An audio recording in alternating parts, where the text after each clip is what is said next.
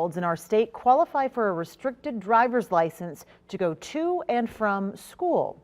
One bill in the legislature would expand that law. Paul Nelson joins us here in the studio. And Paul, how would this bill work? Well, as you mentioned, Kristen, this law is already on the books to an extent. Private school students can get a driver's license as young as 14 if the school doesn't provide transportation. Kids in public schools in the same boat can do the same thing as long as they're in smaller counties or towns. This bill would change that and allow charter school students to do the same no matter where they live. Mr. Scully, can we start? These ninth graders at Ace High School are learning skilled trades, hoping to get training to start a career right after graduation. None of them are old enough to drive yet, but that could change for some of them.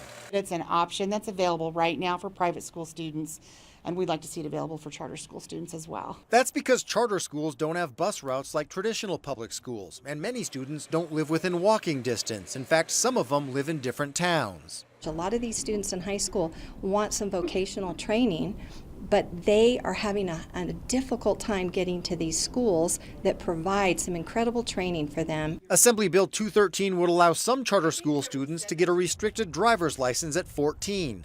They could only drive to and from school and no faster than 55 miles per hour. And minors can only ride in the same car if they're family members or with written consent from their parents. The route is mapped out from point A to point B. The student still has to test the same way they would when they're 16. Students can already do this in counties with less than 55,000 people and towns of less than 25,000. This bill would include students in urban areas too. People shouldn't panic yet. It's not about all 14-year-olds going out and getting a driver's license. They have to get permission, obviously, from their parents. They have to get permission from us. Regardless, not everyone is comfortable with the idea of these young drivers on the roads. I don't like the idea. I think they're just not mature enough to have the judgment to be able to drive. Majority of our population growth with everybody driving cars, it would be very dangerous for them as well as other people. Boudreaux says some of her students get to school as early as 6:15 a.m. because that's really the only way their parents can drop them off.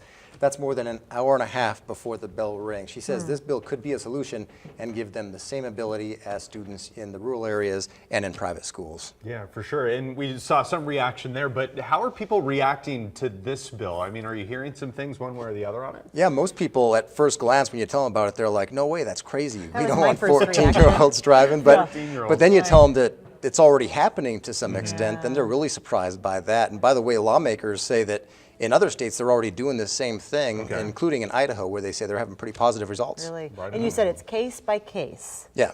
Okay. So it's like, if you got little Johnny that's kind of a brat that you don't really trust, you don't have to sign off on it. But if you've got like the honor roll student, perhaps maybe And they if would they be do willing. get in trouble, they lose this privilege. They could, yeah. One of the things that the director that we were talking to said was that if they do break any of these rules, that they could actually lose that license and not get it again until they're 18.